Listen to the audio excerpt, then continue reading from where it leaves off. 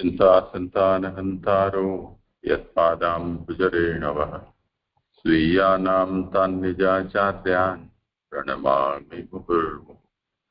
यदनुग्रहतो जन्तुः सर्वदुःखातिगो भवेत् तमहं सर्वदा वन्दे श्रीमद्वल्लभनन्दनम्। अज्ञानतिमिरान्धस्य ज्ञानाञ्जनशलाकया चक्षुरुन्मीलितं येन तस्मै श्रीगुरवे नमः। नमामि हृदये शेषे लीलाक्षीराब्धिशायिनं लक्ष्मीसहस्रलीलाभिः सेव्यमानं कलानिधिं चतुर्भिश्च त्रिभिस्तथा षड्भिर्विराजते योऽसौ पञ्चधा हृदये मम। करो आराम।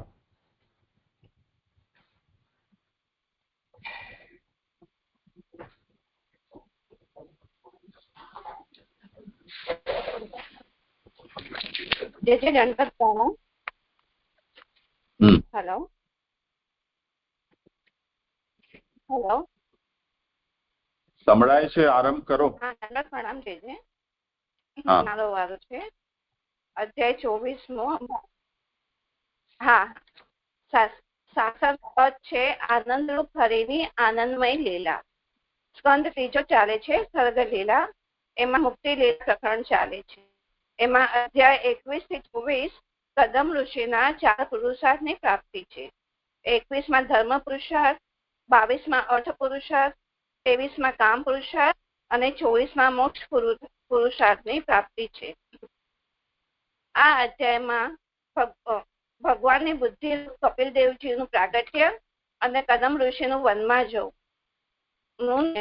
નિરૂપણ કરવામાં આવ્યું છે. જે હવે પેલા પારાયણ કરું છું. મૈત્રેયી ઉવાચ.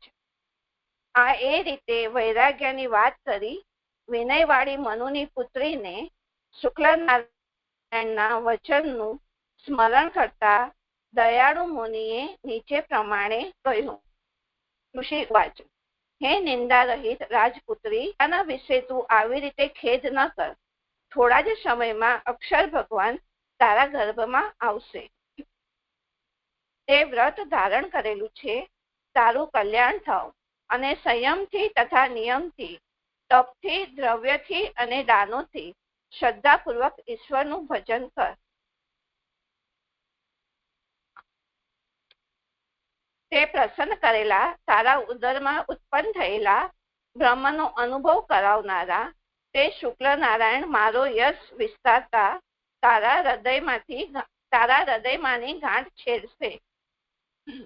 દેવહૂતિએ પણ આદરથી પ્રજાપતિના સંદેશામાં સારી રીતે શ્રદ્ધા રાખી કુટસ્થ પુરુષ ગુરુનું ભજન કર્યું. ઘણો સમય થયો ત્યારે જેમ કાષ્ઠમાં અગ્નિ પ્રકટ થાય તેમ કદમના વીર્યમાં પ્રવેશ કરેલા ભગવાન મધુસૂદન તે દેવહૂતિમાં પ્રગટ થયા. તે સમયે આકાશમાં ગાઢ વાદળાઓએ વાજિંત્રો વગાડ્યા. ગંધર્વોએ આનંદથી તેમનું ગાન કર્યું. અપ્સરાઓએ આનંદથી નૃત્ય કર્યું. દેવોએ નાખેલા દિવ્ય પુષ્પો ઉપડ્યા અને સર્વ દિશાઓ જલો અને મનો પ્રસન્ન થયા. શ્લોક 9, 10, 11 સાથે છે. હે શત્રુઓને સંહારનારા પરબ્રહ્મ જન્મ રહિત ભગવાન સાંખ્ય શાસ્ત્ર જણાવવા પોતાના સ્વત્વના અંશથી પ્રગટ થયેલા છે એમ જાણનાર પોતાથી પ્રકાશ થયેલા સ્વયંભૂ વિશુદ્ધ ચિત્તથી તેણે કરવા ઈચ્છેલાઓનો અંગીકાર કરતા સરસ્વતીથી વીંટાયેલા કદમના તે આશ્રમના સ્થાનમાં મરીચી વગેરે ઋષિઓ સાથે આવ્યા અને હરખાતી ઇન્દ્રિયોથી કદમને આ નીચે પ્રમાણે કહ્યું. બ્રહ્મ ઉવાચ. હે વાલા, તે નિષ્કપટ હૃદયથી મારું પૂજન કરેલું છે, કારણ કે હે માન આપનારા તે મારા વચનનો આદર કરી તેનો સારી રીતે સ્વીકાર કરેલો છે. પુત્રોએ પિતાની આટલી સેવા કરવી જોઈએ. ગુરુના વચનને બહુ સારું એમ કહી માનપૂર્વક સ્વીકારવું જોઈએ. હે સદાચારી, હે પુત્ર, આ તારી સુંદર કટીવાળી પુત્રીઓ પોતાના પ્રભાવોથી આ સૃષ્ટિની અનેક પ્રકારે વૃદ્ધિ કરશે. તેથી તું મુખ્ય ઋષિઓને સ્વભાવ પ્રમાણે અને રુચિ પ્રમાણે પુત્રીઓ હમણાં પરણાવ. તારા યશનો ભૂમિ ઉપર વિસ્તાર કર. હું જાણું છું કે પોતાની માયાથી પ્રાણીઓના નિધિરૂપ દેહ ધારણ કરીને આદ્ય પુરુષ કપિલ મુનિ થઈ અવતરેલા છે. સુવર્ણ વર્ણના કેસવાળા, કમલના જેવા નયનવાળા અને ચરણ કમલમાં કમલના ચિહ્નવાળા કપિલ જ્ઞાન, વિજ્ઞાન અને યોગથી કર્મોની ગુંચોનો મૂળમાંથી નાશ કરશે. હે મનુની પુત્રી, તારા ગર્ભમાં આવેલા આ કેટ ભારદર અવિદ્યાથી થયેલા સંશયની ગાંઠને છેદી પૃથ્વી ઉપર ફરશે. આ સિદ્ધોના સમૂહના ઈશ્વર સાંખ્યાચાર્યોને સ્તુતિ કરેલા લોકમાં કપિલ એ નામથી ઓળખાશે અને તારી કીર્તિની વૃદ્ધિ કરશે. તે બેનું આશ્વાસન કરીને જગત રચનાર હંસ બ્રહ્મા અને નારદ સાથે હંસ વાહનથી ઉત્તમ ત્રિધામ ગયા. હે સંયમી, સતધૃતિ ગયા પછી તેમણે પ્રેલેલા કદમ તેમણે જેમ કહેલું તેમ પોતાની પુત્રીઓ વિશ્વ રચનારા ઋષિઓને પરણાવી. શ્લોક 22 અને 23 સાથે છે. મરીચીને કલા પરણાવી અને અત્રિને અનસૂયા, અંગીરસને શ્રદ્ધા પરણાવી, પુલસ્ત્યને હરવિભુ, પુલને તેને યોગ્ય ગતિ અને ક્રેતુને સતીક્રિયા અને ભૃગુને ખ્યાતિ પરણાવી અને વશિષ્ઠને અરુંધતી અને જેમના યજ્ઞનો વિસ્તાર થાય છે તે શાંતિ અર્થવાને પરણાવી. લગ્ન કરેલા ઉત્તમ વિપર્ષીઓનું પત્નીઓ સાથે લાલન કર્યું. પછી હે સંયમી, સ્ત્રી પરણેલા તે ઋષિઓ તેની રજા લઈને આનંદ પામી પોતપોતાના આશ્રમ સ્થાને જવા ઉપડ્યા અને તેને અવતરેલા ઉત્તમ દેવ શ્રીયુગને ઓળખીને એકાંતમાં સમીપ જઈ પ્રણામ કરી નીચે પ્રમાણે કહ્યું. અહો, પોતાના પાપોથી નરકમાં દુઃખ ભોગવતા લોક ઉપર આ લોકમાં દેવતાઓ ઘણા સમય ખરેખર પ્રસન્ન થાય છે.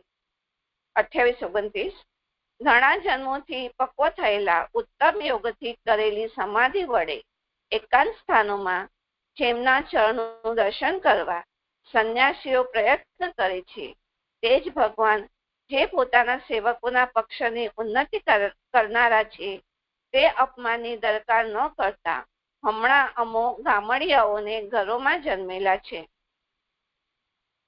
ભક્તોનું માન વધારનાર આ ભગવાન પોતાનું વચન સત્ય કરવા જ્ઞાનનો પ્રચાર કરવાની ઈચ્છાથી મારા ઘેર અવતરેલા છો.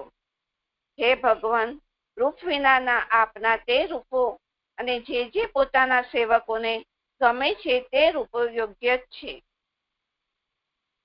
તત્વજ્ઞાન પ્રાપ્ત કરવાની ઈચ્છાથી વિદ્યાનોએ જેમના ચરણનું આસન ખરેખર સદા વંદન કરવા યોગ્ય છે, તેવા ઐશ્વર્ય, વૈરાગ્ય, યશ, જ્ઞાન, વીર્ય અને શ્રીથી ભરપૂર આપને હું વંદન કરું છું. અક્ષર પ્રધાન પુરુષ, મહતત્વ, કાલ, કવિ, અહંકાર અને લોકપાલ રૂપ પોતાના જ્ઞાનથી જેમનામાં પ્રપંચની ઉત્પત્તિ થયેલી છે તેવા સ્વચ્છંદ શક્તિવાળા આપ કપિલને હું વંદન કરું છું. આપથી ઋણથી છૂટેલો અને વળી કામનાઓને પ્રાપ્ત કરેલો હું હવે આ પ્રજાઓના પતિની અનુજ્ઞા માંગુ છું. સંન્યાસીના સ્થાનને પ્રાપ્ત થયેલો હું શોકરહિત થઈ આપનું હૃદયમાં ધ્યાન કરતો ફરીશ. શ્રી ભગવાન ઉવાચ. હે સત્યરૂપ, લૌકિકમાં મેં કહેલું લોકને પ્રમાણ છે, પછી મેં તમારા માટે જન્મ લીધો. હે મુનિ, મેં તમને કહેલું તે સત્ય છે. આ લોકમાં મારો આ જન્મ દુષ્ટ દેહથી મુક્ત થવા ઈચ્છનારાઓને માટે આત્માના દર્શન માટે ઉપયોગી ગણાયેલ તત્વોની ગણતરી માટે થયેલો છે. આ લાંબા સમયથી ગુમ થયેલો આત્માનો માર્ગ અસ્પષ્ટ હતો. તેને પ્રવૃત્તિ કરાવવા આ દેહ મેં ધારણ કરેલો હોવાનું જાણ. મેં આજ્ઞા આપેલા તમે ઈચ્છા પ્રમાણે ફરો.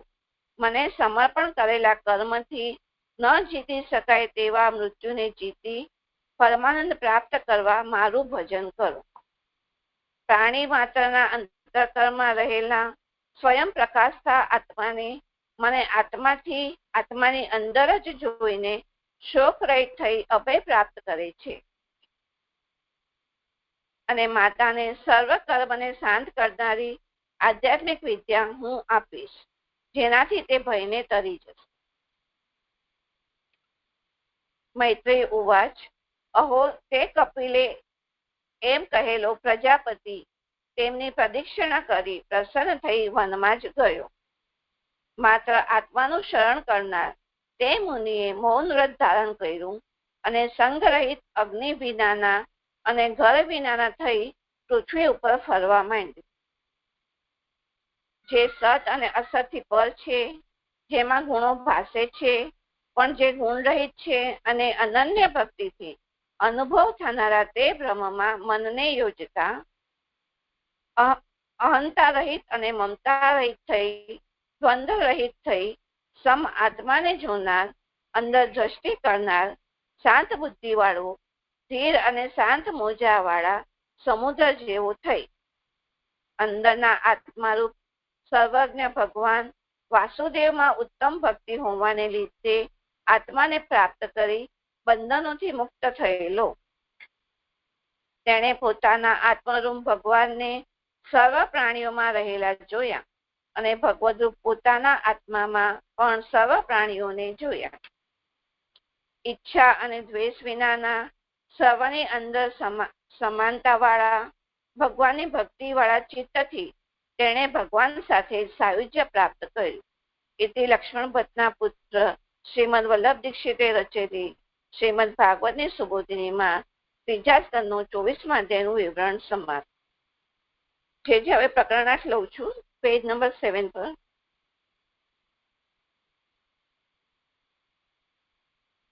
અધ્યાય 21 થી 30 મુક્તિ પ્રકરણ.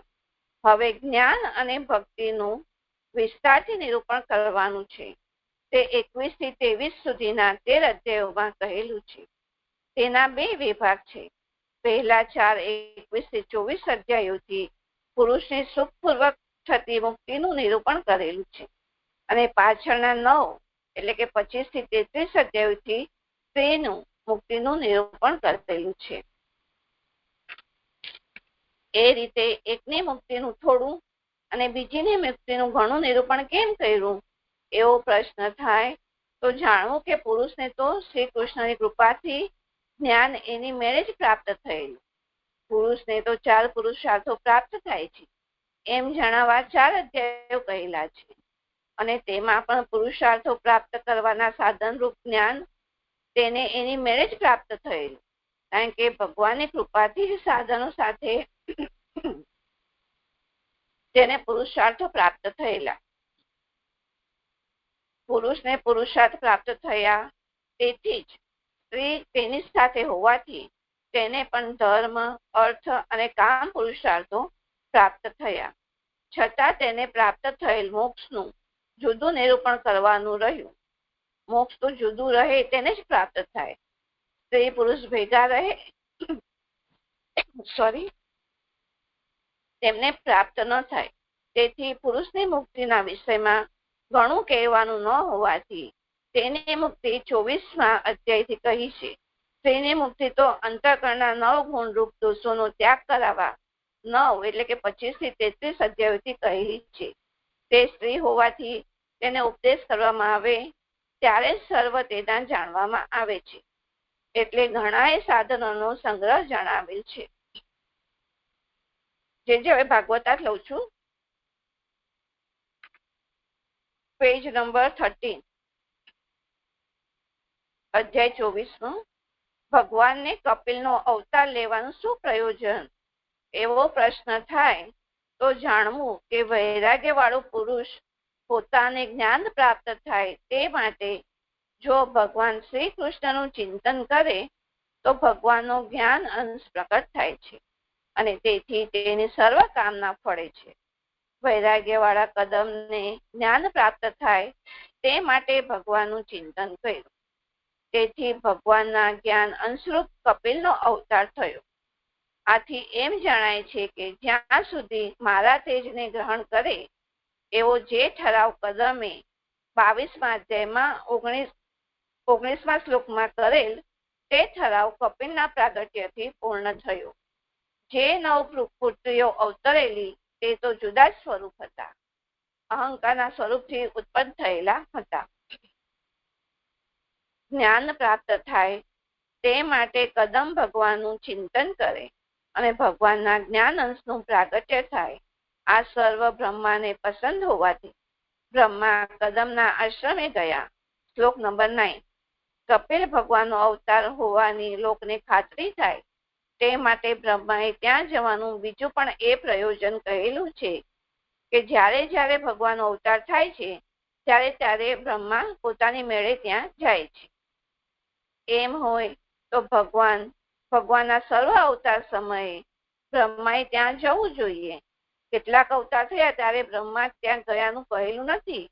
એવી શંકા થાય તો જાણવું કે બ્રહ્માએ ભગવાનની એવી સ્તુતિ કરેલી કે ભગવાન અવતાર ધારણ કરી જે કર્મો કરે તેમાં મારા મનની પ્રવૃત્તિ કરાવે.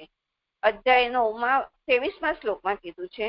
અને ભગવાને તેમનું એવું વરદાન કરેલ કે પ્રજા ઉત્પન્ન કરે છતાં રજોગુણનું તેમને બંધન ન થાય ને તેમનું મન ભગવાનમાં જ સદા આસક્ત રહે. એ અધ્યાય 9ના 35મા શ્લોકમાં કહ્યું છે. તેથી ભગવાનના અવતાર સમયે બ્રહ્મા ગયેલ હોવાનું કહેલ ન હોય તે સ્થળે પણ તે ગયેલા હતા એમ આ વરદાનને લીધે જાણવું. પરંતુ મુખ્ય રીતે સંપૂર્ણ સ્તુતિ તો તે પૂર્ણ ભગવાન શ્રી કૃષ્ણનો અવતાર થાય ત્યારે જ કરે છે. બ્રહ્માએ કદમના આશ્રમે જઈ તેને મરીચી વગેરેને તેની કન્યાઓ પરણાવવા કહ્યું. શ્લોક નંબર 15. અને આ કપિલ ભગવાન છે એમ કહ્યું. શ્લોક નંબર 18 થી 19. તે સર્વલોકના જાણવામાં આવે તે માટે કહેલું. કદમ અને દેવહૂતિ એ તો પહેલા જ આ જાણેલ. અધ્યાય 22માં 32 અને 24માં બીજો શ્લોક કીધેલો છે. ત્યારે મરીચી વગેરે ઋષિઓ વિવાહ પછી પોતપોતાના આશ્રમે ગયાનું કહેલ છે. શ્લોક નંબર 25. તેનું શું પ્રયોજન એવો પ્રશ્ન થાય તો જાણવું કે કદમે તેમને પોતાની પુત્રીઓ પરણાવેલી છે. એ સર્વના જાણવામાં આવે તે માટે એમ કહેલ છે. કારણ કે તેમ કહેલ ન હોય તો આ કલ્પમાં સ્ત્રીઓ પોતાની ઈચ્છાથી પતિનો સંબંધ કરે છે એમ જણાવેલ થાય. જ્ઞાનરૂપ હરિ કપિલનો ત્યાગ કરી કદમ મનમાં ગયા તે અયોગ્ય હતું એવી શંકા થાય તો જાણવું કે હરિ પુત્ર થયા હોય તો પણ સર્વનો ત્યાગ કરી તેમનું ભજન કરવું આવશ્યક છે. તેથી ભગવાનનું ભજન કરવા તે વનમાં ગયે. એ પ્રમાણે 21 થી 24 સુધીના 4 અધ્યાયોથી ભોગથી આરંભી મુક્તિ સુધીના પુરુષાર્થો પુરુષને કેવી રીતે પ્રાપ્ત થાય તે કહ્યું.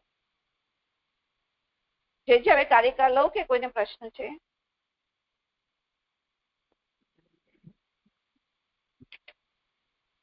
નથી લાગતો પ્રશ્ન.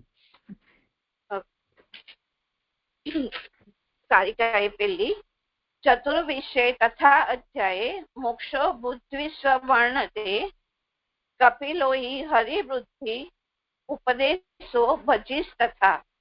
વળી 24મા અધ્યાયમાં મોક્ષ અને બુદ્ધિનું વર્ણન કરવામાં આવે છે. કપિલ હરિ છે એ બુદ્ધિ છે અને ભજન કરવું એ ઉપદેશ છે. એટલે આ 24મા અધ્યાયમાં મોક્ષ રૂપે બુદ્ધિનું વર્ણન કરવામાં આવ્યું છે. એમાં કપિલ હરિ છે અને બુદ્ધિ એ ભજન કરવુંનો ઉપદેશ. ઋણત્રય પરિત્યાગો મોક્ષાર્થ તસ્ય વર્ણતે. તેના કદમનો મોક્ષ થયો એમ જણાવવા તેના 3 ઋણના ત્યાગ ભરપાઈનું વર્ણન કરવામાં આવ્યું છે. 3 ઋણ એટલે પિતૃ ઋણ, ઋષિ ઋણ અને મનુષ્ય ઋણ. આ દોધ કારિકાથી પેલું. જે હવે શ્લોક પ્રારંભ થાય છે. પહેલો શ્લોક છે. ગયા અધ્યાયમાં દેવહૂતિના વૈરાગ્ય અને પ્રાર્થના કહ્યા અને છેવટે તેને મોક્ષની આશા ન હોવાનું સૂચવ્યું. તે પૈકી આરંભમાં આશા ન હોવાનો વિષયનું ખંડન કરે છે.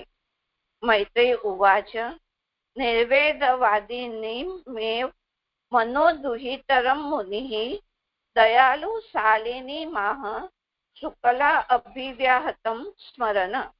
શ્લોકાર્થ. એ રીતે વૈરાગ્યની વાત કરવી વિનયવાળા મનુની પુત્રીને શુક્લ નારાયણના વચનનું સ્મરણ કરતા દયાળુ મુનિએ નીચે પ્રમાણે કહ્યું.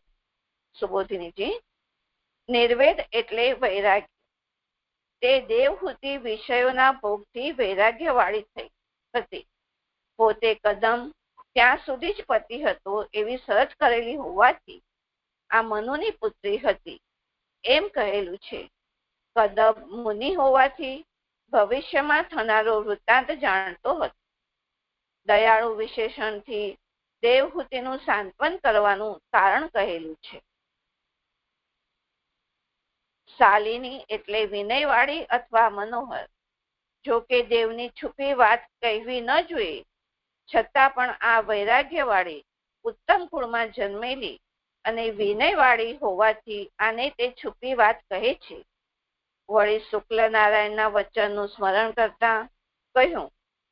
શુક્લનારાયણ પછી હું પોતાના અંશ અને કલાથી ત્રીજા અધ્યાયમાં 21-32 એમ હું પુત્ર થઈશ એમ કહેલું તેનું પણ સ્મરણ કરતા કહ્યું. સત્પુરુષો પણ ભગવાનનો સંબંધ ઉત્પન્ન કરવાથી મોક્ષ પ્રાપ્ત કરાવે છે. જે આ શ્લોક પૂરો થયો.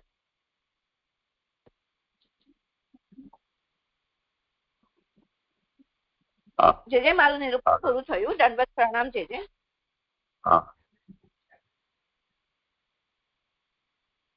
કોઈને કઈ હોય વિચાર?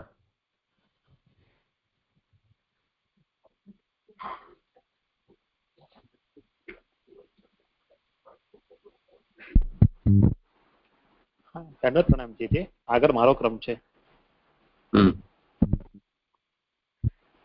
જે પહેલા 2 થી 6 શ્લોકનું પારાયણ કરું છું. શ્લોક 2. હે નિંદા રહિત રાજપુત્રી, પોતાના વિશે તું આવી રીતે ખેદ ન કર. થોડા જ સમયમાં અક્ષર ભગવાન તારા ગર્ભમાં આવશે. શ્લોક 3. તે વ્રત ધારણ કરેલું છે, તારું કલ્યાણ થાવ અને સંયમથી તથા નિયમથી, તપથી, દ્રવ્યથી અને દાનોથી શ્રદ્ધાપૂર્વક ઈશ્વરનું ભજન કર. તે પ્રસન્ન કરેલા તારા ઉદરમાં ઉત્પન્ન થયેલા બ્રહ્મનો અનુભવ કરાવનારા તે શુક્લ નારાયણ મારો યશ વિસ્તારતા તારી હૃદયમાંની ગાંઠ છેદશે. શ્લોક. મૈત્રેય ઉવાચ દેવહૂતિએ પણ આદરથી પ્રજાપતિના સંદેશામાં સારી રીતે શ્રદ્ધા રાખી કુટસ્થ પુરુષ ગુરુનું ભજન કર્યું.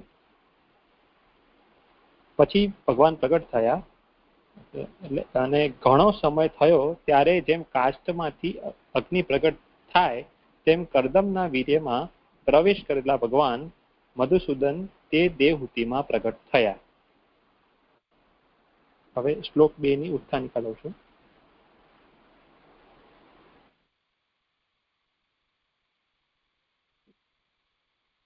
મોક્ષ આપનાર તો ભગવાન જ છે.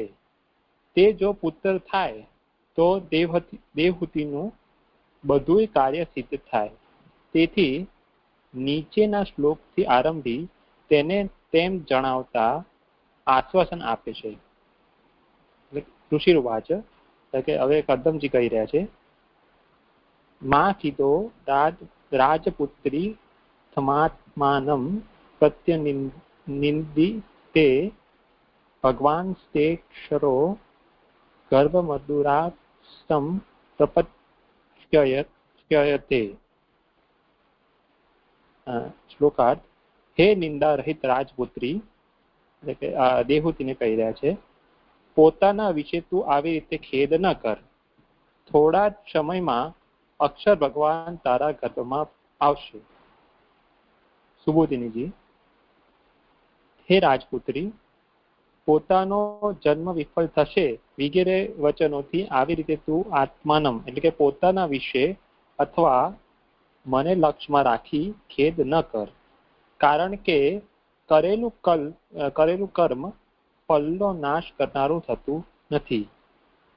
તેવું થતું હોય તો તને છેવટે વૈરાગ્ય ના થાત.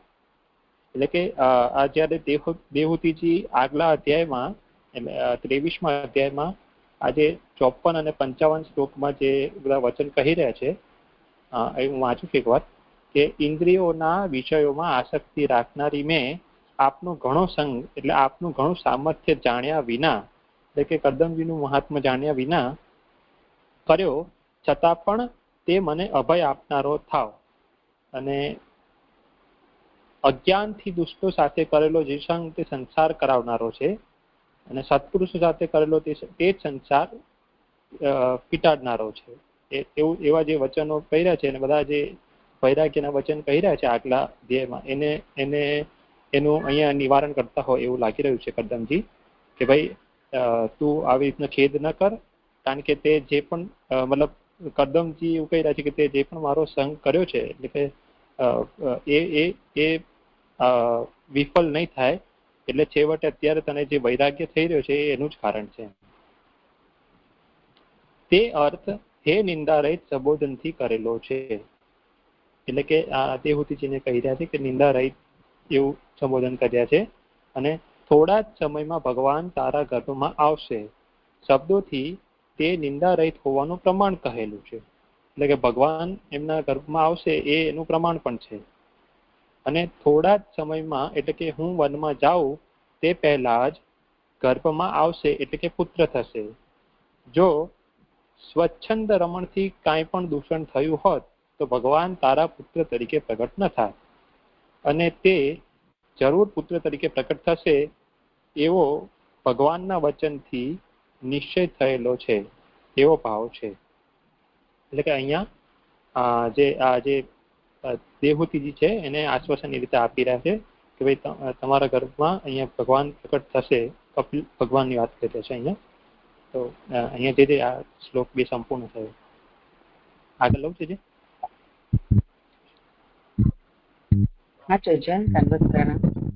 અહીંયા એવું કહ્યું કે અક્ષર ભગવાન તારા ગર્ભમાં આવશે. તો નોર્મલી આપણે અક્ષર એટલે અવ્યક્ત એવું સ્વરૂપ સમજીએ, તો અહીંયા તો એક સ્વરૂપ જ પ્રાકટ્ય થવાનું છે. તો અક્ષર ભગવાન એ શું કહેવા માંગે છે? અવિનાશી. અને પછી જે આવ્યું બીજી લાઈનમાં કે તું આવી રીતે ખેદ ન કર, કારણ કે કરેલું કર્મ ફલનો નાશ કરનારું થતું નથી. તો એટલે ફલ આપે છે એવું બે નેગેટિવ કાઢીએ તો કોઈ બી કામ એમને આગળ કર્યું છે તો ફલ આપશે એટલું બરાબર છે. પછી તેવું થતું હોય તો તને છેવટે વૈરાગ્ય ન થાત, એ મને આમ બે વાત જોડાતી નથી. જે છે કરો સર. હા એ છે. એટલે મને આમાં એવું સમજાય છે કે અહીંયા જે આ દેહૂતિજીને જે આગલા અધ્યાયમાં આપણે જોયું કે દેહૂતિજીને ઘણો ખેદ થઈ રહ્યો છે, અને તે બધા વૈરાગ્યના જે વચન એ કહી રહ્યા છે કે ભાઈ કદમજીને આગળ એવું કહ્યું કે તમે સત્પુરુષ છો અને આપનો સંગ થયો છતાં પણ મારી મુક્તિ નથી થઈ રહી. તો એટલે દેહૂતિજી એમ કહી રહ્યા છે કે મને ફળ નથી પ્રાપ્ત થયું. એક રીતે જોવા જઈએ તો કે જે સત્પુરુષોના સંઘનું જે ફળ મળવું જોઈએ એ નથી મળી રહ્યું. તો અહીંયા એને કરદમજી એવું કહી રહ્યા છે કે નહીં, તે જે કરેલું જે કર્મ છે એટલે કે એનું નાશ થતું નથી. એટલે કે કરેલું જે કર્મ છે એટલે કે જે કરદમજીનો જે સત્પુરુષ જે છે એમનો સંગ પ્રાપ્ત થયો છે તો એનો ફળનું નાશ થતું નથી. એટલે કે છેવટે એમને વૈરાગ્ય જે થઈ રહ્યું છે અત્યારે જે કહી રહ્યા છે એનું જ ફળ જ છે એમ. અને આગળ જે ભગવાન બી પ્રગટ થઈ રહ્યા છે એ બી એનું ફળ જ હોય એવું લાગી રહ્યું છે. અને એ રીતે જે મને સમજમાં આવી રહ્યું છે. હા, એટલે હું એવું સમજીશ હવે કે આ કર્મ કોઈને કોઈ ફળ આપશે અને એ ફળ જ વૈરાગ્ય છે, આવી રીતે બરાબર સમજાય છે? હા, મને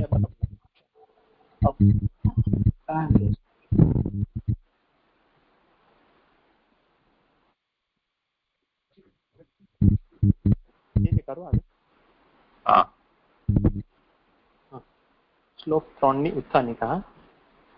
એટલે પછી હવે જો દેવહૂતિજી એવું પૂછે કે એવી શંકા કરે કે ભાઈ તો પછી ત્યારે મારે સાધન ન કરવું, એવી શંકા થાય, તેથી નીચેનો શ્લોક કહે છે, ધૃતવ્રતાસી ભદ્રમ તે દમેન નિયમેન ચ તપો દ્રવિણ દાનેશ્ચ શ્રદ્ધયા ચેશ્વરમ ભજવ.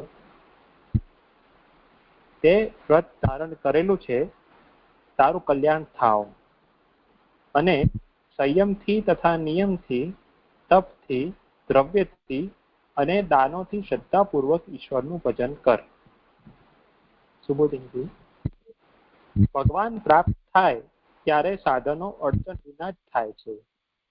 જેમ લોકમાં સ્વભાવથી જ ભોજન કરનારને અતિથિ તરીકે આમંત્રણ કરી વગેરે ઉપાયોથી વશ કરી ભોજન કરાવે છે, પરંતુ ભોજન ન કરનારને સેંકડો ઉપાયોથી પણ ભોજન કરાવાતું નથી. તેમ જ્યારે હું પોતે આવીશ એમ ભગવાન વિચારે ત્યારે કરવામાં આવેલા સાધનો ભગવાનને જણાવે છે, પ્રાપ્ત કરાવે છે, વશ કરે છે અને સમીપ લાવે છે. એટલે કે અહીંયા એવું સમજાવી રહ્યા છે કે ભગવાન જ્યારે પ્રાપ્ત થાય ત્યારે સાધનો એની આપમેળે બધા સિદ્ધ થઈ જાય. મતલબ સાધનો થાય છે, નહીં તો સાધન જ સિદ્ધ નહીં થાય એવું લાગી રહ્યું છે. અને એનું એક્ઝામ્પલ આ લૌકિકમાં ભોજન માટે જે અતિથિઓને ધારો કે જેને ભોજન ગ્રહણ નથી કરવું એને તમે ગમે તેટલો આગ્રહ કરશો, એ કંઈકનું કંઈક વાંક કાઢશે કે કંઈકનું કંઈક બહાનું કાઢીને એ નહીં ભોજન કરે. એટલે પ્રભુને જો નહીં પધારવું હોય તો સાધન સિદ્ધ જ નહીં થાય. અહીંયા 1 નંબરની ફૂટનોટ છે, ભગવાન પ્રસન્ન થયા હોય ત્યારે પણ સાધનો કરવા જરૂરી છે, એમ આ ભાગથી સિદ્ધ કરે છે. એટલે કે હવે અહીંયા એવું કહી રહ્યા છે કે ભાઈ જ્યારે ભગવાન હવે પ્રગટ થઈ રહ્યા છે તો સાધનો કરવા જરૂરી છે એમ. મતલબ સાધનો છોડી નથી દેવાના, ભગવાન પ્રગટ થયા છે. હવે આગળ સુબોધજીનું, તેથી ભગવાન પોતે પધારવાના હોવાથી સાધનો કરવા જોઈએ. તે પૈકી કેટલાક સાધનો આરંભમાં દેહને શુદ્ધ કરવા જોઈએ, તે તારે કરવાના નથી. એટલે કે એમાં જ્યારે ભગવાન પધારવાના હોય ત્યારે સાધનો તો કરવા જોઈએ એવું કહ્યું, એમાં જે દેહને શુદ્ધ કરવાના જે સાધનો છે તે તારે કરવાના નથી. એટલે કે દેવહૂતિજીને કહી રહ્યા છે એમ તે વ્રત ધારણ કરેલું છે એ શબ્દોથી કહેલું છે. એટલે કે ઓલરેડી એમને આ જે પતિવ્રતાપણાનું વ્રત તે ધારણ કરેલું જ છે, એટલા માટે એમને એવું કહી રહ્યા છે. હવે પછી આપ વદમાં જશો ત્યારે મારું વ્રત જતું રહેશે એમ દેવહૂતિજી કહે, તેથી તારું કલ્યાણ થાવ એમ કહેલું છે. એટલે કે હવે દેવહૂતિજી જો એમ કહે એવી શંકા કરે કે આપ વનમાં પધારશો પછી મારું વ્રત જતું રહેશે, તો એમ કહી રહ્યા છે કે ભાઈ એવું નહીં થાય, તારું કલ્યાણ થાવ એમ એ વચનથી કહી રહ્યા છે. તું વ્રત નહીં રાખ તો પણ મારા વચનથી જ વ્રત કરનારની પેઠે તને ફલ પ્રાપ્ત થશે, એવો આશીર્વાદ છે. વ્રત સિદ્ધ થાય ત્યારે ભગવાનને પ્રસન્ન કરવા 5 સાધનો કરજે એમ કહે છે. એમાં પહેલું છે દમ, એટલે કે ઇન્દ્રિયોનો સંયમ કરવો. બીજું સાધન છે ભગવાનના ગુણોથી જ વ્યવહાર કરવો એવો નિયમ, અથવા સ્નાન વગેરે દેહના નિયમો. હવે આમાં અહીંયા ભગવાનના ગુણોથી જ વ્યવહાર કરવો એવો નિયમ એટલે કે જે ભગવાનના જે ધર્મો જે છે, એટલે કે મતલબ ભગવદીઓ જે રીતે સદાચાર કરી રહ્યા છે, અથવા આપણે એવું કહીએ કે ભાઈ ઉચ્ચિષ્ટ ભોજીનો દાસ એવી રીતે આપણે કહીએ છીએ કે ભાઈ ભગવાનના જે છે એનાથી જ આપણે વ્યવહાર કરવો, એ રીતે મને અહીં સમજમાં આવી રહ્યું છે. અથવા બીજો અર્થ લઈએ તો સ્નાન વગેરે દેહના નિયમો. આ બીજો અર્થ લેવામાં આવે ત્યારે ચ તથા શબ્દથી પહેલા કહેલા નિયમો સમજવા. ત્રીજો દેહને કષ્ટ વગેરે રૂપ તપ પ્રસિદ્ધ છે, એ ત્રીજું સાધન છે, એટલે તપ એ ત્રીજું સાધન થયું. ચોથું છે સુવર્ણ વગેરે દ્રવ્યો ભગવાન માટે પ્રાપ્ત કરવા, એ એક સાધન છે, એટલે આ જે એ ચોથું સાધન થયું. પાંચમું સાધન છે બીજું દ્રવ્યોનું દાન કરવું, તે એટલે કે જે ભગવદ ઉપયુક્ત નથી એના સિવાયના જે દ્રવ્યો છે એનું દાન કરવું, અથવા દાન જ બીજું સાધન, એટલે કે પાંચમું સાધન. એમાં 2 નંબરની ફૂટનોટ છે. દાન જ પાંચમું સાધન છે એવો અર્થ છે. એટલે કે અહીંયા 5 સાધનો કર એવું કહ્યું, એમાં આ 5 સાધનો થયા. તેમ ન હોય એટલે કે આ અહીંયા એમ કહી રહ્યા છે કે દાન જો પાંચમું સાધન તરીકે ન ગણીએ તો ગૌણ પદાર્થ ઘણા હોવાથી બહુવચન નકામું થાય. એમાં 3 નંબરની ફૂટનોટ છે. દ્રવ્યનો દાન સાથે સંબંધ લેવામાં શું દોષ, એ જાણવાની ઈચ્છા થાય, તેથી આ વાક્ય કહેલું છે. દ્રવ્યને દાનનું વિશેષણ ગણીએ તો શ્લોકમાં બહુવચન છે, તેનો સંબંધ ગૌણ દ્રવ્ય સાથે થાય. એટલે કે આ જે દાનેશ કહ્યું છે એ બહુવચન છે, એનાથી પછી બીજા દ્રવ્ય લેવા પડે આપણે. તો આપણે મુખ્ય તો અહીંયા દ્રવ્ય અને દાન એ બે જ છે, એટલે અહીંયા એ બેને જ લેવા પડે. એટલે આ થોડું બહુ સમજમાં નથી આવી રહ્યું, જેટલું મને સમજમાં આવે એટલું હું સમજાવતું જજે. આપ એમાં ભૂલ હોય તો સુધારતું જજે. તેનો સંબંધ ગૌણ દ્રવ્ય સાથે થાય તેમ લેતા પણ દાન, દ્રવ્ય અને દાન બે જ મુખ્ય થાય, તેથી દ્વિવચન લેવું જોઈએ. તેથી બહુવચન નકામું થાય એમ કહેલું છે. એટલે કે અહીંયા શ્લોકમાં તો બહુવચન આપેલું છે દાનેશ છે, પણ જો હવે આપણે અહીંયા દ્રવ્યને દાનનું વિશેષણ કહીએ તો પછી બહુવચનને બદલે આપણે દ્વિવચન લેવું પડે. તો એવું ના લેવું પડે એટલા માટે અહીંયા દાનેશ કહ્યું છે. હા, એટલે જે મને આ થોડુંક એટલું બધું સમજાવી નથી શક્યું, આપ સમજાવજો, મને પણ નથી આવડ્યું. સંયમ વાળા અંતઃકરણ વાળાનું એ વાક્ય પ્રમાણે સંયમ આવશ્યક છે. ભગવદ ગીતા 9:26 કહ્યું છે. એ પહેલા ફૂટનોટ જોઈ લઈએ 4 નંબરની. શ્રીમદ ભગવદ ગીતાના વિસ્તારરૂપ હોવાથી ગીતા પ્રમાણે સંયમ વગેરે 5 સાધનો જરૂરી હોવાનું આ ભાગથી સિદ્ધ કરે છે. હવે ભગવદ ગીતાનો શ્લોક જોઈ લઈએ 9:6.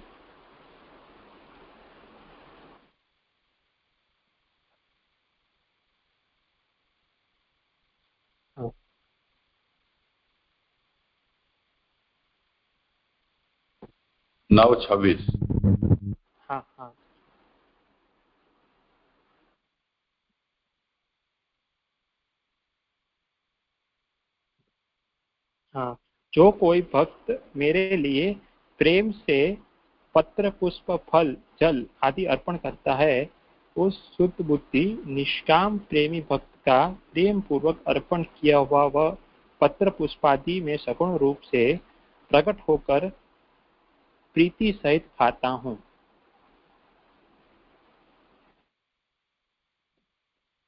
એટલે આ જે ભગવદ ગીતાનું વાક્ય છે એનાથી એવું સમજાવ્યું કે આ જે 5 સાધનો છે એ આવશ્યક છે. પછી આગળ સુબોધનીમાં વ્રત હરિની પ્રસન્નતા કરાવનારા હોવાથી હરિ પ્રકટ થાય ત્યારે તે પણ ઉપયોગી છે. એમાં 5 નંબરની ફૂટનોટ છે. તે એટલે નિયમો. જ્યારે આ આગળ ઉપર કહ્યું કે હરિ પ્રકટ થાય ત્યારે તું આ 5 સાધન કરજે, તો એ કહી રહ્યા છે કે આ નિયમો પણ ઉપયોગી છે. અને એના માટે પ્રમાણ આ બીજું ગીતાજીનું ભાગવદ ગીતાનું આપી દે છે.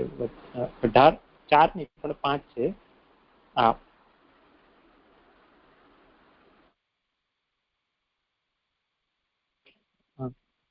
यज्ञ दान और तप रूप कर्म त्याग करने के योग्य नहीं है, बल्कि वह तो अवश्य कर्तव्य है, क्योंकि यज्ञ दान और तप ये तीनों ही कर्म बुद्धिमान पुरुष को पवित्र करने वाले हैं.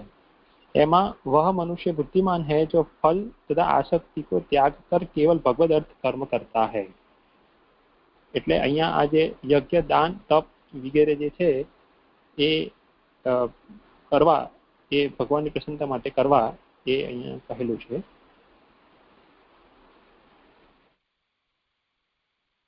યજ્ઞ, દાન અને તપ બુદ્ધિવાળાઓને પવિત્ર કરનારા છે એમ ભગવાને કહેલ શાસ્ત્રાર્થ પ્રમાણે આચરણ કરવાથી ભગવાન પ્રસન્ન થતા હોવાથી તપ વગેરેને સ્વીકારેલા છે.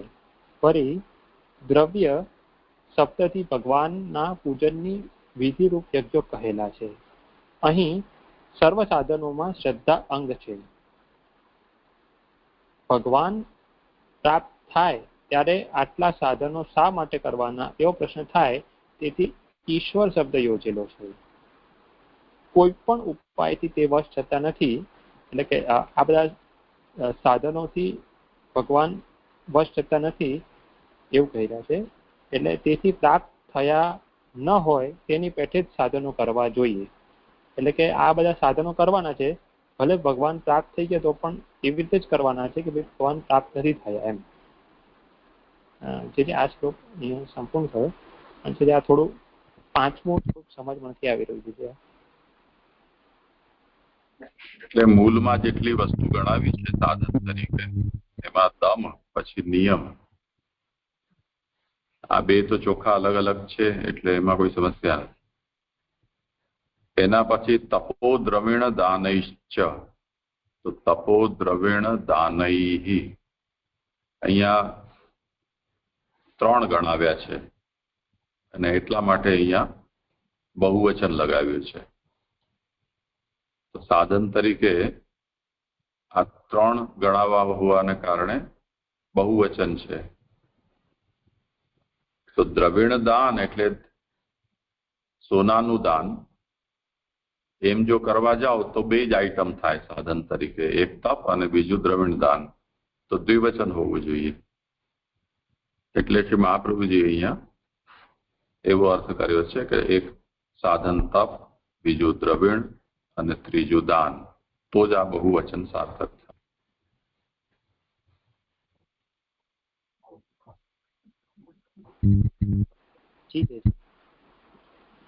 એટલે અન્ય ગૌણ આ કહી રહ્યા છે કે અન્ય ગૌણ પદાર્થ ઘણા હોવાથી એ શું છે તે સમજમાં નથી આવી રહ્યું. એટલે જો દ્રવિણ દાન એવું અર્થ કરવામાં આવે તો દાનમાં આપી શકાય એવા તો અગણિત પદાર્થો છે. તો દ્રવિણ દાન એવો જો અર્થ કરવો હોય તો દ્રવ્યનું કે સોનાનું દાન એવું અહીંયા સ્પેસિફાઈ કર્યું છે.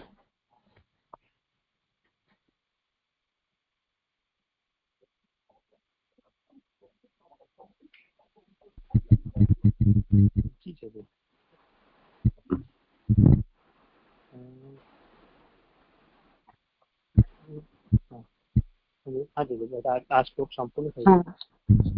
9:26 નું વચન અહીંયા બેસે કેવી રીતે? આ જે વાંચ્યું પત્રમ પુષ્પમ ફલમ તોયમ, અને અહીંયા ગુજરાતીમાં આપણે એમ લખ્યું છે સંયમ વાળા અંતઃકરણનું, એ વાક્ય પ્રમાણે સંયમ આવશ્યક છે. તો વચનના નંબરમાં કઈ ભૂલ છે?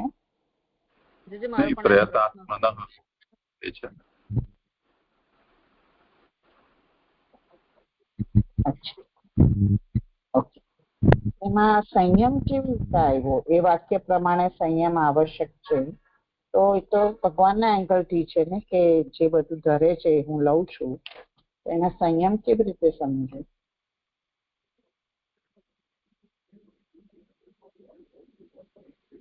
અહીંયા ગણાવ્યું ને યમ નિયમ બધા, તમેન નિયમેન ચ, એમાં સંયમ ગણાવ્યું ને. એમ નહીં, જે આ જે લખ્યું છે ને સંયમ વાળા અંતઃકરણનું 9:26 વાક્ય પ્રમાણે સંયમ આવશ્યક છે, એટલે જે શ્લોક છે પત્રમ પુષ્પમ, એમાં સંયમ ક્યાં સમજાય છે? વાક્ય પ્રમાણે કહ્યું ને એ સમજ નથી પડતી. પ્રયતાત્મન એનો જ તો અર્થ કરે છે સંયમ વાળા અંતઃકરણ વાળા. હા, ચાલો સમજાયું.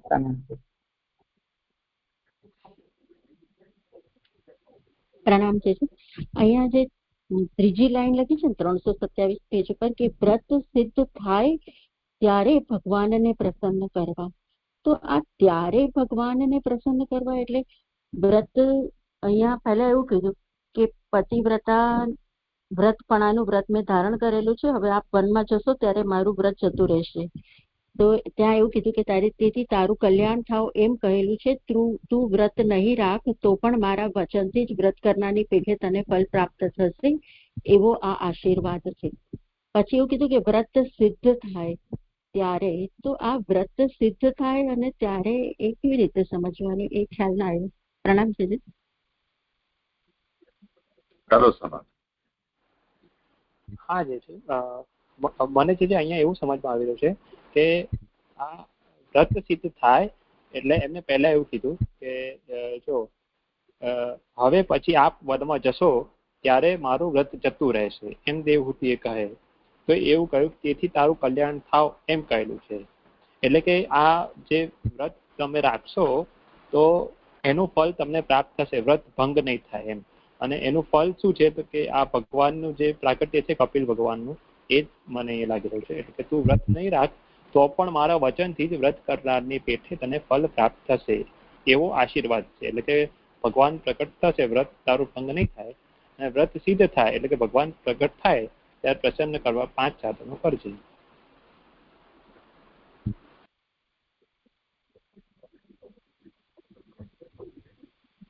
એટલે મને આ થોડું હજુ બરાબર સમજાયું નહીં. તો પણ મારા વચનથી જ વ્રત કરનારની પેઠે તને ફળ પ્રાપ્ત થશે. એટલે એ વ્રત, કારણ કે કરદમજી તો જતા રહેશે વનમાં, તો વ્રત હવે પતિવ્રતા પણ તો જે એમનું વ્રત છે એ તો હવે એ રાખે કે નહીં રાખે, એટલે એ કરદમજીના વચનથી જ એ સિદ્ધ થઈ જશે. એ થયું પછી એ વ્રત પણ સિદ્ધ થઈ જશે. પછી જે કહ્યું કે ત્યારે ભગવાનને, એટલે કરદમજી જશે પછી ભગવાનને પ્રસન્ન કરવા, એવું કે છે. આ ત્યારે શબ્દ આવ્યો છે ને એ મને કે તેના માટે ભગવાનને પ્રસન્ન કરવા, એ બરાબર મને લાગ્યું. એટલે મેં કીધું કે આ ત્યારે કેમ કહ્યું છે, તે માટે એવું ના આવે. હા એટલે આ જ્યારે એટલે કીધું વચનથી વ્રત કરવાની, વચનથી જ, એટલે કે તારું કલ્યાણ થાવ એવું જે વચન આપ્યું, એટલે એનાથી જ એમનું વ્રત ફલિત થશે. અને વ્રત સિદ્ધ થાય ત્યારે, એટલે કે ભગવાન હવે પ્રકટ થશે કપિલ ભગવાન ત્યારે, તે માટે તો નહીં થાય ને. મને તો આવું સમજમાં આવી રહ્યું છે. આવું સમજવાનું છે કે ભગવાન પ્રગટ થશે ત્યારે ભગવાનને પ્રસન્ન કરવા 5 સાધનો કરજે, એવું સમજવાનું. કપિલ ભગવાન પ્રગટ થશે એવું તાત્પર્ય તો એવું જ લાગે છે.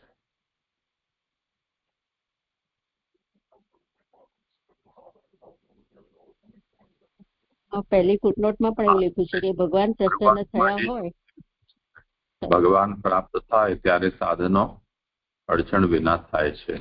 ત્યાંથી આખો એ જ વિષયનો ઉપક્રમ કરેલો છે.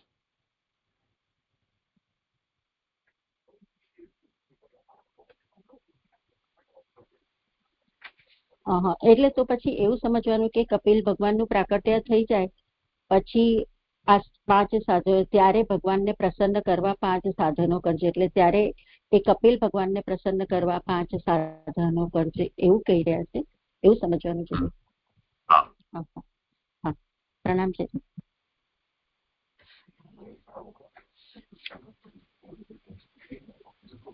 કરો આગળ.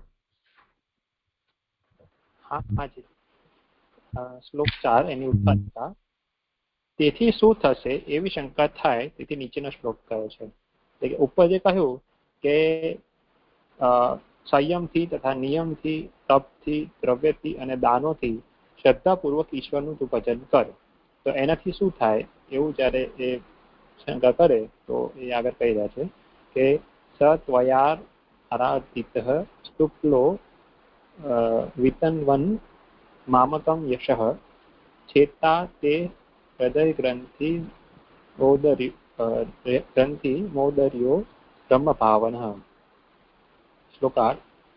તે પ્રસન્ન કરેલા તારા ઉદરમાં ઉત્પન્ન થયેલા બ્રહ્મનો અનુભવ કરાવનારા તે શુક્લ નારાયણ મારો યશ વિસ્તારતા તારઈ હૃદયમાંની ગાંઠ છેદશે. હવે શોધ વિશે. મેં પ્રસન્ન કરેલા હોવા છતાં પણ જો તું પ્રસન્ન કરીશ, એટલે કે કરદમજી કહી રહ્યા છે કે ભાઈ મેં તો પ્રસન્ન કરેલા છે, છતાં પણ જો તું પ્રસન્ન કરીશ, એટલે આ ઉપરના જે કહ્યા એનાથી, તો દોષ રહિત અને ગુણોથી ભરપૂર દેહવાળા તે શુક્લ નારાયણ મારો યશ વિસ્તારતા લોકમાં કરદમને પુત્ર થયો એમ મારી કીર્તિ પ્રસારતા તારી હૃદયમાંની ગાંઠ છેદશે. દોષ રહિત હોવાનું જણાવવા, જરૂરી હોવાનું જણાવવા અને દેહહૂતિને વિશ્વાસ રહે તે માટે ઔદર્ય એટલે કે ઉદરમાં ઉત્પન્ન થયેલા એમ કહેલું છે. આમાં એક નંબરની ફૂટનોટ છે કે દેહહૂતિ તેની માતા હોવાથી તેના હૃદયની ગાંઠ એટલે કે અજ્ઞાન છેદવાનું અપીલ માટે જરૂરી હતી એવો અર્થ જણાય છે. એટલે અહીંયા એવું કહી રહે છે ને કે દોષ રહિત હોવાનું જણાવવા, જે આનું વાક્ય રચના થોડું જે સમજમાં થોડુંક બરાબર નથી લાગી રહ્યું કે દોષ રહિત હોવાનું જણાવવા, જરૂરી હોવાનું જણાવવા, એવું બે વાર આવી રહ્યું છે ને, નથી સમજમાં આવી રહ્યું. જણાવવું જરૂરી છે એટલે સીધી એક જ વાર આવશે ને, દોષ રહિત હોવાનું જણાવવા જરૂરી અને દેવને વિશ્વાસ રહે તે માટે ઔદર એટલે કે ઉદરમાં ઉત્પન્ન થયેલા એમ કહેલું છે. ઉદરમાં ઉત્પન્ન તે ઔદર્ય એટલે મારું, એટલે જે ઉદરમાં ઉત્પન્ન થયેલા છે તેને ઔદર્ય કહેવાય એવું અહીં સમજાવે છે. મારા તે પુત્રમાં મારું અજ્ઞાન દૂર કરવાની શક્તિ કેમ હોય એવો પ્રશ્ન થાય, તેથી બ્રહ્મ ભાવન એમ કહેલું છે. એટલે કે બ્રહ્મ એટલે કે બ્રહ્મનો ભાવ એટલે કે પોતાની અંદર અને બીજાની અંદર અનુભવ કરાવે તેવા તે થશે. તેથી તારામાં પણ બ્રહ્મ પ્રગટ કરીને તારી હૃદયની ગાંઠ છેદશે એવી રીતે આશ્વાસનના વચન કહ્યા. એટલે કે અહીંયા એવું પૂછે કે ભાઈ મારો પુત્ર હોવા છતાં કેવી રીતે એ અજ્ઞાન દૂર કરશે, તો એવું કહી દેશે કે એ બ્રહ્મ પાવન છે. એટલે કે એ બ્રહ્મ નો પોતાની અંદર ને બીજાની અંદર પણ અનુભવ કરવા વાળા તે થશે. તેથી તારામાં પણ બ્રહ્મ પ્રગટ કરીને તારા હૃદયની ગાંઠ છેદશે. એવી રીતે અહીંયા આશ્વાસનનું વચન કહ્યું. શ્લોક સંપૂર્ણ થવું જોઈએ. આમાં દોષ રહિત હોવાનું જણાવવા અલ્પ વિરામ, જરૂરી હોવાનું જણાવવું, પછી અલ્પ વિરામની જરૂર નથી, પછી તો અને જ છે. એટલે આ ત્રણ વસ્તુ છે એમ સમજવા. દોષ રહિત હોવાનું જણાવવા એક, જરૂરી હોવાનું જણાવવા બે, અને દેવહૂતિને વિશ્વાસ રહે તે માટે ત્રણ.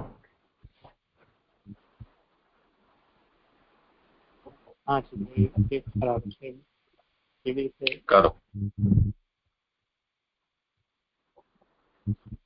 શ્લોક 5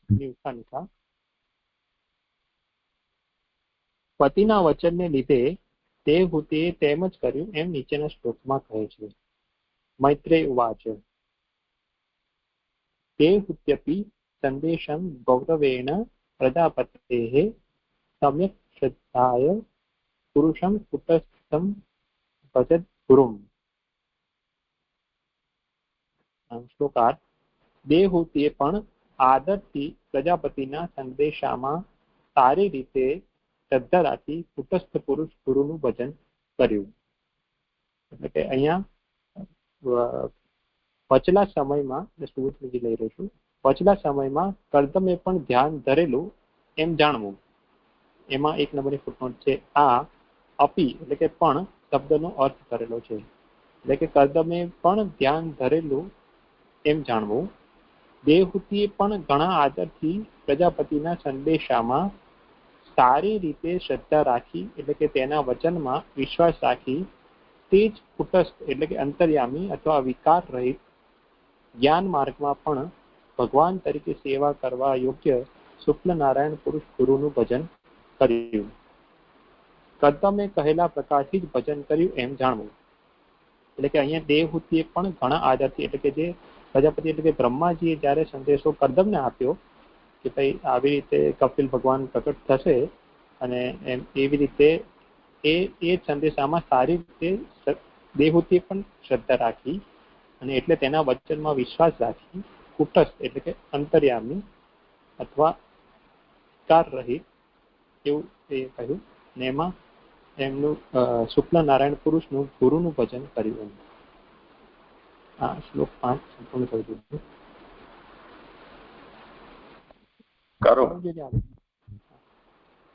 પછી ભગવાન પ્રકટ થયા એમ નીચેના શ્લોકમાં થયું છે.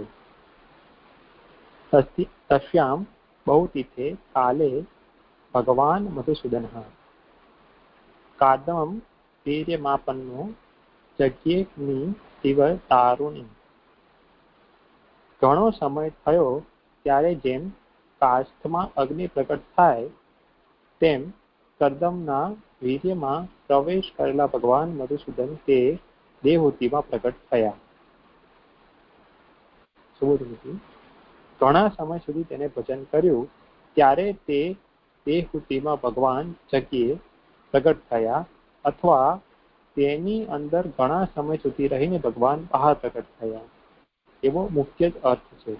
એટલે કે અહીંયા જે તસ્યામ બહુતિથે કાલે એટલે એ આવ્યું ને તો અહીંયા કાલના સંદર્ભમાં સમજાવી રહ્યા છે મહાપ્રભુજી.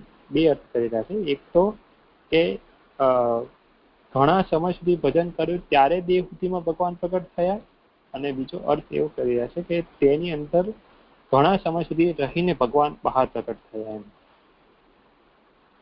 હવે આ કોણ પ્રકટ થયા એવી શંકા ન રહે તે માટે ભગવાન મધુસૂદન એમ કહેલું છે. કારણ કે યોગ માયાએ જેમના નયનો બંધ કરેલા છે તે મધુસૂદન છે અને આ તે જ છે કે ભગવાન મધુસૂદન જ છે તે પ્રકટ થયા એ એવી શંકા ન રહે એના માટે પહેલેથી જ કહી દીધું. અને કર્દમના વીર્યમાં પ્રવેશ કરેલા વિશેષણથી એમ કહેલું છે કે તે પુત્રના પ્રકારથી પ્રકટ થશે કારણ કે તે ગુરુ થવાના છે. તેથી મર્યાદાનું રક્ષણ કરવા પ્રથમ તે કર્દમના વીર્યમાં પ્રકટ થયા પછી દેહૂતિમાં પ્રકટ થશે. એટલે કે આ જે કપિલ ભગવાન છે એ ગુરુ થવાના છે તો એના માટે એટલા માટે પહેલા મર્યાદાનું રક્ષણ રહે કે ભાઈ પુત્ર છે તો એ કેવી રીતે આગળ બી પ્રશ્ન આવ્યો ને તો એ રીતે કે ભાઈ એ ગુરુ થવાના છે તો એટલે પહેલા એમને કદમમાં પ્રવેશ કર્યો અને પછી ત્યાર પછી દેવહૂતિમાં પ્રકટ થશે. વળી એમ હોવાથી તે પ્રાકૃત છે એવી શંકા ન કરવી. અને એના માટે એક્ઝામ્પલ સમજાવી રહે છે. એમ જેમ કાષ્ઠમાં અગ્નિ પ્રકટ થાય તેમ એ દ્રષ્ટાંતથી કહેલું છે. કાષ્ઠ અથવા છાણાને પ્રાપ્ત કરી પ્રગટ થતો અને ઊંચાપણું અને નીચાપણું વૃદ્ધિ અને ક્ષય પ્રાપ્ત કરતો હોવા છતાં અગ્નિ પ્રાકૃત નથી તેમજ જન્મતો નથી પણ માત્ર પ્રકટ જ થાય છે. એટલે કે અહીંયા અગ્નિનું એક્ઝામ્પલ આપી રહ્યા છે કે અગ્નિ ત્યાં પહેલેથી હોય જ છે ખાલી પ્રગટ થાય છે એમ. એટલે કે કાષ્ઠમાં અથવા છાણામાં. અને એવી રીતે આ જે ભગવાન છે એ બી દેહૂતિમાં ખાલી પ્રગટ થઈ રહ્યા છે. એટલે કે ભગવાન સર્વવ્યાપી છે તો એ રીતે જે મને અહીં સમજમાં આવી રહ્યું છે ભગવાન ખાલી ત્યાં પ્રકટ થઈ રહ્યા છે એમ. અને એ રીતે પ્રાકૃત નથી એમ. આગળ ત્યાં જ રહેલો હતો તે ત્યાં જ પ્રકટ થાય છે એમ જણાવવા કાષ્ઠમાં એમ કહેલું છે. એટલે કે એના કાષ્ઠના એક્ઝામ્પલથી કહી રહ્યા છે કે ત્યાં હતા જ ખાલી પ્રકટ થયા હતા એમ. જેથી આ શ્લોક 6 સંપૂર્ણ થયો. જેથી અહીંયા મારું નિરૂપણ પણ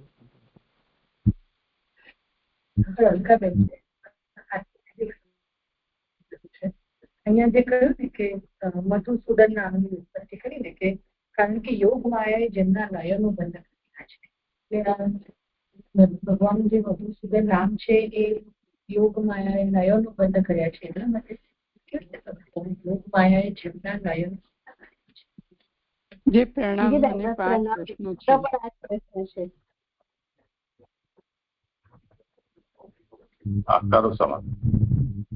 હા જે છે આ છે ને આ પ્રશ્ન છે ને જે લાસ્ટ ટાઈમ થી થયો હતો એ વખતે જે સમજાવ્યું હતું એમાંથી જેટલું સમજુ છું જેથી કહું છું કે ભગવાન યોગ માયા એ જેમના નયનો બંધ કરેલા છે. એટલે કે પહેલા ભગવાન જયારે નિંદ્રામાં હતા ત્યારે ખાલી નયનો બંધ કરેલા હતા, એટલે નિંદ્રામાં નતા. એટલે એને એવું કહી રહ્યા છે કે યોગ માયાથી જેમના નયનો બંધ કરેલા છે તેવા મધુસૂદન ભગવાન એક ખાસા સમય સુધી નિંદ્રામાં રહ્યા.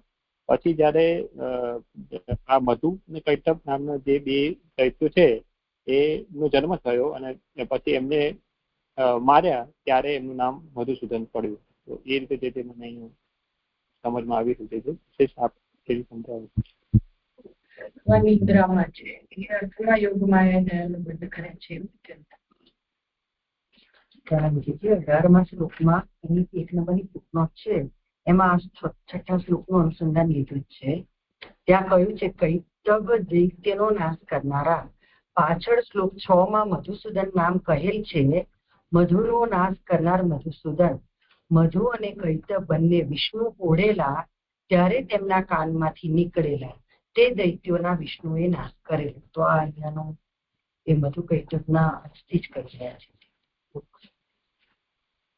એ તો મધુસૂદન નામનો અર્થ થયો. અહીંયા યોગ નિદ્રામાં પોઢેલા એનો તાત્પર્ય અહીંયા સમજવાનું છે. હા, એ બંને વિષ્ણુ પોઢેલા ત્યારે એમ લખ્યું છે ને અહીંયા કે કાનમાંથી નીકળેલા. તો એ યોગ માયા જયારે નયન બંધ કર્યા ત્યારે વિષ્ણુ પોઢેલા એ અર્થથી સમજી શકાય. હા, યોગ માયા નયનો બંધ કર્યા એટલે પ્રભુ પોઢ્યા છે એ જ અર્થમાં ને. યોગ માયા એમના નેત્રો બંધ કર્યા કોઈ યોગ નિદ્રામાં પોઢેલા.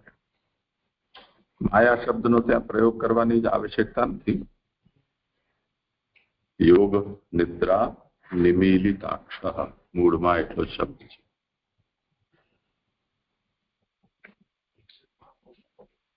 જે પ્રણામ.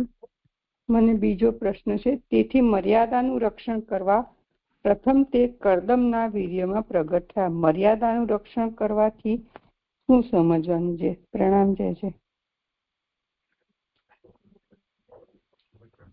કરો સમજ. હા જી છે. એટલે આમાં ઉપર હું એવું સમજુ છું કે આગલા શ્લોકમાં પણ આવ્યું ને કે શ્લોક 4માં આવ્યું કે મારો તે પુત્ર મારું અજ્ઞાન દૂર કરવાની શક્તિ, મારા તે પુત્રમાં મારું અજ્ઞાન દૂર કરવાની શક્તિ કેમ હોય? એટલે આમ એ મર્યાદા થઈ ને કે ભાઈ જે માતા છે તો એમનું કેવી રીતે એ કરશે અજ્ઞાન દૂર. તો એટલા માટે પહેલા એ કર્દમજીમાં પ્રવેશ કર્યો અને ત્યારબાદ પછી એમને દેહૂતિમાં પ્રવેશ કર્યો. એટલે આમ એક રીતે એમના ગુરુ છે જ પહેલેથી, જેથી એવું મને સમજમાં આવી રહ્યું છે.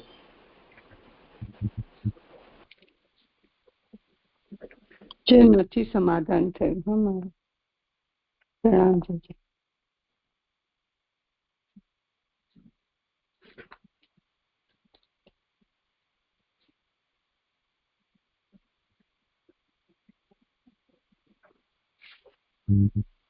આપ જ સમજાવશો.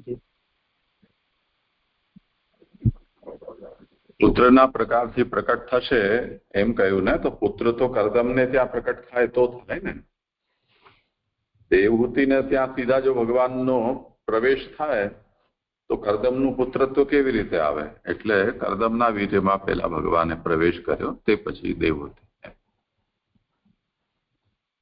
જે વસુદેવજીમાં પહેલે આવિર્ભાવ છે તે પછી દેવકીજીમાં.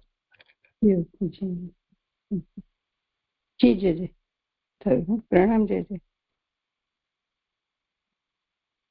પ્રણામ જય જય. મને આ 5મો જે શ્લોક છે ને એમાં બે વસ્તુ પૂછવી હતી. પહેલું અહીંયા કહ્યું વચલા સમયમાં પણ કર્દમે પણ ધ્યાન ધરેલું એમ જાણવું. એટલે વચલો સમય એટલે એમને સંન્યાસ લેવાનો નિર્ણય કર્યો અને એકચ્યુઅલમાં સંન્યાસ લઈને વનમાં પ્રવેશ કર્યો, એ વચલો સમય ગણાશે ને? જે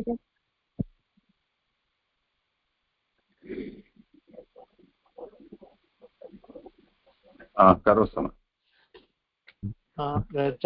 મને દીદી અહીંયા સમજમાં આવી રહ્યું છે કે જ્યારે દેવહૂતિ સેવા કરી રહ્યા હતા, મતલબ આપણે પેલા આગળ વર્ણન આવ્યું ને એ પ્રમાણે દેવહૂતિ જ્યારે સેવા કરી રહ્યા હતા, મતલબ લગ્ન થઈ ગયા અને પછી જે સેવા કરી રહ્યા હતા એ જે વચ્ચેનો જે કાળ છે એમાં કરદમે ધ્યાન ધરેલું એવું છે જે મને સમજમાં આવી રહ્યું છે.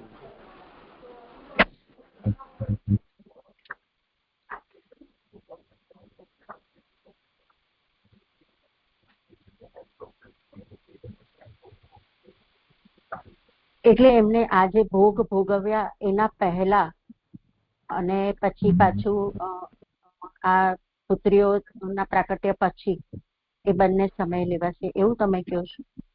ના, લગ્ન થઈ ગયા એટલે કે દેવહૂતિ સાથે લગ્ન થઈ ગયા પછી એવું આવ્યું ને કે ખાસા સમય સુધી દેવહૂતિજી એમની સેવા કરી અને એ પહેલા એ લગ્ન થઈ ગયા પછી નો સમય એમ.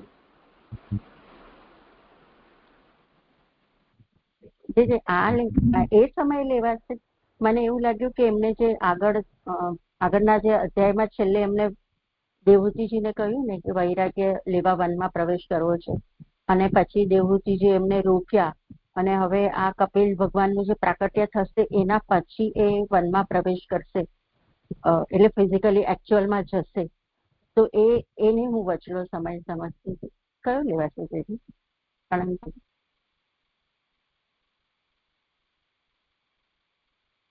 શું છે ઘટનાક્રમ એ એક વખત જોઈ લો.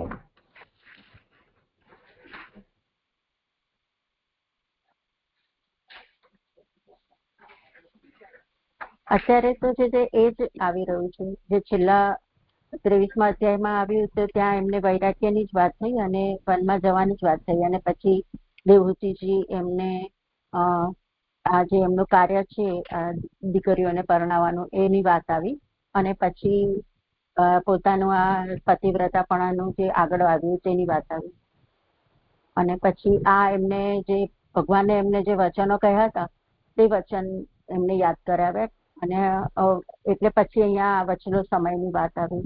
એટલે મને એવું લાગ્યું છે કે હજુ તો આગળ આવે છે કે એ કપિલ ભગવાનનું પ્રાકટ્ય. કરદમ છે કે ગયા? હજુ તો નથી ગયા ને, હજુ તો ભગવાનનું પ્રાકટ્ય થશે પછી પધારશે. તો વચલો સમય એનો મતલબ એ જ થયો ને હવે. હા જે હું આવું સમજતી હતી એટલે કન્ફર્મ કરતી હતી. હા થયું એ. અને બીજું મને એ પૂછવું હતું કે જ્ઞાન માર્ગમાં પણ ભગવાન તરીકે સેવા કરવા યોગ્ય શુકલ નારાયણ રૂપ પુરુષ ગુરુનું ભજન કર્યું. કરદમે કહેલા પ્રકારથી જ ભજન કર્યું એમ જાણવું. તો આ જ્ઞાન માર્ગમાં પણ ભગવાન તરીકે સેવા કરવા યોગ્ય શુકલ નારાયણ રૂપ પુરુષ ગુરુનું ભજન કર્યું. તો આ જ્ઞાન માર્ગમાં અને સેવા કરવા યોગ્ય અને એટલે મતલબ કેવી રીતે આ જ્ઞાન માર્ગ લખ્યું છે ને એ મને ન સમજાયું. સંન્યાસીઓ નારાયણની ઉપાસના કરે છે, વૈષ્ણવ સંન્યાસીઓ. એવી રીતે આમણે પણ નારાયણનું ભજન કર્યું. અહીંયા દેવહૂતિજી માટે આવી રહ્યું છે કે દેવહૂતિએ પણ ઘણા આદરથી પ્રજાપતિના સંદેશામાં સારી રીતે શ્રદ્ધા રાખી એટલે તેના વચનમાં વિશ્વાસ રાખી તે જ કુટસ્થ એટલે અંતર્યામી અથવા વિકાર રહિત જ્ઞાન માર્ગમાં પણ ભગવાન તરીકે. તો દેવહૂતિજી તો સંન્યાસ તરીકે તો એમનું નહીં લેવાય ને. દેવહૂતિનું કોણ કહે છે? એમણે પણ નારાયણનું કર્યું જેવી રીતે જ્ઞાન માર્ગમાં સંન્યાસીઓ નારાયણનું કરે છે તે. હા જી જી. એટલે જેવી રીતે કરદમજીએ શુકલ નારાયણ રૂપ ભગવાનનું પૂજન કરે છે એવી જ રીતે દેવહૂતિજી પણ કરી રહ્યા છે એવું સમજાય છે. હા